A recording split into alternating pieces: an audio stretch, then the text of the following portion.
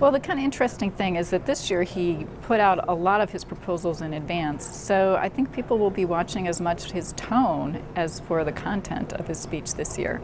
How energetic is he? How conciliatory? How optimistic? It adds a new dynamic that he'll be speaking to a Congress that's completely controlled by the Republicans this year. So one big question is, how conciliatory is he versus how determined is he to stand his ground? So what balance will he strike between those two dynamics? In addition to what the president says, it will be interesting to see what he says he won't do. He's already put out 5 veto threats, so will he lay down some more markers for this Republican Congress of areas where he just won't go? It's pretty predictable how the Republicans will respond to his speech, but one big question is, how will the Democrats respond?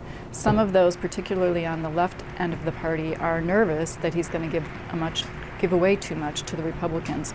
So how do they react to what he promises, and are they muted in their response?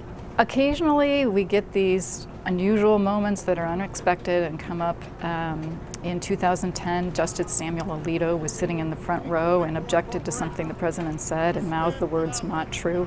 One year during a healthcare speech, a congressman shouted out, "You lie." So you never know when one of those "oh my" moments might occur. Well, for a long time, presidents have invited specific guests to sit in the gallery to reinforce their messages. But lately, the members of Congress have been getting into the act and inviting their own guests as well. So last year, you had a Republican congressman who invited rocker Ted Nugent, who was very anti-Obama. This year, we've already seen that one of the congressmen is inviting a celebrity chef, another one's bringing a retired football player.